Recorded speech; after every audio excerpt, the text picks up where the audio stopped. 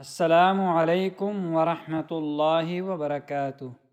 زما محترم و عزتمندو، نن موږ تاسو سره د دوه داسې روحاني خزانې شریکو چې نه یوازې په ژوند کې سکون راولي بلکې رزق کې برکت، خوشحالي او د الله جل جلاله خاص رحمت هم نصیب کوي. آیا تاسو غواړئ چې ستاسو رزق زیات شي او دا غواړئ چې ستاسو ستونزې، مشکلات، تکلیفونه ختم شي او دا غواړئ چې الله ستاسو لارې اسانې کړي؟ نننۍ ویډیو کې به موږ دوه لوی اعمالو په اړه خبرې کوو چې زموږ ګران نبی کریم صلی الله علیه وسلم موږ ته ښودلی دي. یو عمل صدقه ده چې په مال کې برکت او له مصیبتونو نه ساتنه کوي، او دویم عمل د چاش مونځ دی چې د رزق دروازې کولاوي او د ورځې په شروع کې د الله مرسته ترلاسه کولو غوره وسیله ده. نن به موږ زده کړو چې د دې اعمالو فضیلت څه دی، څنګه ادا کیږي او دا زموږ ژوند څنګه بدلولی شي. نو ویډیو تر پای وګورئ تر څو د دې لوی اعمالو برکتونه ترلاسه کړئ. نن موږ داسې عمل په اړه خبرې وکړو چې ظاهر مال کموي او په حقیقت کې مال زیاتیږي. آیا کله موږ هم فکر کړی چې ځینې خلک لږ ګټه لري خو کور کې برکت وي، او ځینې ډېره ګټې لري خو تل تنګ وي؟ د دې لوی راز صدقه ده. صدقه څه شی دی؟ صدقه یوازې د پیسو ورکول نوم نه دی، بلکې هر هغه کار صدقه ده چې د چا ګټه او فایده پکې ښکاري. اوږي کس ته ډوډۍ ورکول، ضرورتمند مرسته کول او په روڼ تندي سره چاته کتل، حتی د لارې نه څه ضررناک شیز لرې کول، دا هم صدقې دي.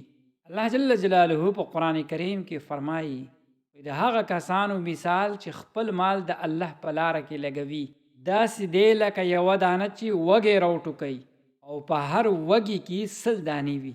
یعنی الله د 1 روپۍ تر 200 چندو پورې زیات ورکوي. پیغمبر علیه الصلاة والسلام فرمایلی دي صدقه مال نه کموي.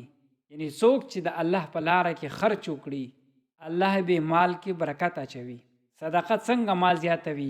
صدقه مال په 3 طریقو سره زیاتوي. اول نمبر د برکت د لارې. کله کله لږ مال هم د ډېرو دپاره کافي کیږي، دا د صدقې برکت وي. دویم د مصیبتونو نه ساتنه. صدقه بلا لرې کوي، لکه حادثات، بیماری او تاوان نه سړی بچ کوي. دریم نمبر مرسته د الله جل جلاله مدد ترلاسه کوي. کله چې بنده الله جل جلاله د مخلوق سره مدد او مرسته کوي الله د هغه مرسته کوي. یو بزرگ فرمایي چې یو ډېر غریب سړی و خو هره ورځ به ډوډۍ صدقه کوله. خلکو ورته وویل چې ته په خپله محتاج صدقه مه کوه. هغه وویل زه الله ته ورکوم او هغه بیرته ما ته راکوي. لږ وخت وروستو الله د هغه په رزق کې دومره برکت واچو چې بیا ټول عمر خوشحاله و. صدقه زړه ته سکون ورکوي، انسان د حرص او د خودغرضۍ نه ساتي. کومه صدقه غوره ده؟ پټه صدقه، خپله خوښه او ګران شی ورکول، له غریبو خپلوانو سره مرسته کول، د یتیمانو د مسکینانو سره مرسته کول. د صدقې غوره وختونه دا دي: د مصیبت په وخت، د بیماری او د ناروغتیا په وخت، هر ورځ لږه صدقه. د جمعې په ورځ پیغمبر علیه الصلاة والسلام فرمایلی دي د ناروغانو علاج په صدقه وکړئ. صدقه نه یوازې مال بلکې صحت او ژوند کې هم برکت راولي. زما محترم و عزتمندو، که غواړئ ستاسو رزق کې برکت وي، ستونزې هم اسانې شي، کور کې هم سکون راشي، نو صدقه د خپل ژوند برخه او حصه وګرځوئ. یاد ولرئ څوک چې د الله په لاره کې ورکړه کوي الله هیڅ کله تش لاس دی نه پرېږدي. زما محترمو، نن سبا هر څوک د رزق په فکر کې دی. ځینې د کاروبار تاوان نه یریږي، ځینې د کار نه پیدا کېدو له امله او ځینې د کم ګټې د امله. خو زمونږ ګران نبی کریم صلی الله علیه وسلم مونږ ته د رزق د زیاتولو یو ډېر آسان عمل ښودلی او هغه د چاش مونځ دی. چاش مونځ څه شی دی؟ دا نفل مونځ دی، د لمر راختو نه لږ وروستو ادا کېږي. او دا مونځ کوونکي ته د الله خاص فضل او کرم مستحق ګرځي. د چاش مونځ وخت څه دی؟ د نور راختونه تقریبا 15 یا 20 منټه وروسته شروع کیږي او د زوال نه مخکې پورې ادا کیږي. پیغمبر علیه الصلاۃ والسلام فرمایي څوک چې د چاش 2 رکعاته مونځ وکړي الله به یې رزق لارې اسانې کړي. بل حدیث کې راځي الله جل جلاله فرمایي اے د آدم اولاده د ورځې په شروع کې زما دپاره 4 رکعاته مونځ وکړئ زه به ټوله ورځ تا کفایت وکړم. اوس د چاش مونځ څنګه رزق کې برکت راولي؟ اول نمبر الله مرسته شاملیږي. کله چې بنده ورځ په عبادت کې شروع کړي الله یې لارې اسانې کړي. دویم نمبر ستونزې او مشکلات ختموي. مونځ تنګي او پریشانی لرې کوي.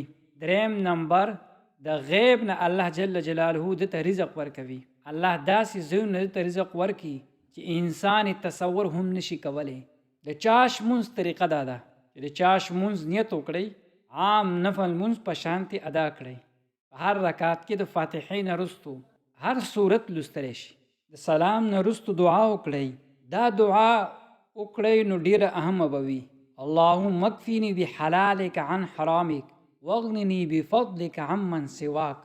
ای الله ما د حلال د لارې له حرامو نه وساته، په خپل فضل مې د نورو نه بېنیازه کړه. لږ تر لږه 2 رکعاته سنت او ټول نه زیات 8 یا 12 رکعتونو پورې ادا کیدی شي. یو کس تل د رزق د تنګۍ سره مخ و. یو عالم ورته د چاش مونځ پابندۍ سره مشوره ورکړه.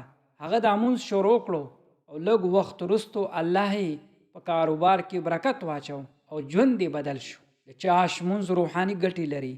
زړه ته سکون ورکوي، ګناهونو بخښنې سبب ګرځي، رزق کې برکت راولي، د الله محبت نصیب کیږي. زما محترمو رزق یوازې محنت نه بلکې د الله په رضا ترلاسه کیږي. که انسان عبادت او محنت دواړه وکړي نو الله به کامیاب کړي. زما محترمو که غواړئ رزق هم زیات شي، کاروبار کې برکت راشي، کورني مشکلات ختم شي، نو د چاش مونځ د خپل ژوند برخه او حصه وګرځوئ. یاد ولرئ څوک چې د الله سره اړیکې مضبوطې کړي الله د هغه دپاره د رزق دروازې کولاوي. الله تبارک وتعالی دې موږ ته د مونځ پابندي نصیب کړي. آمین.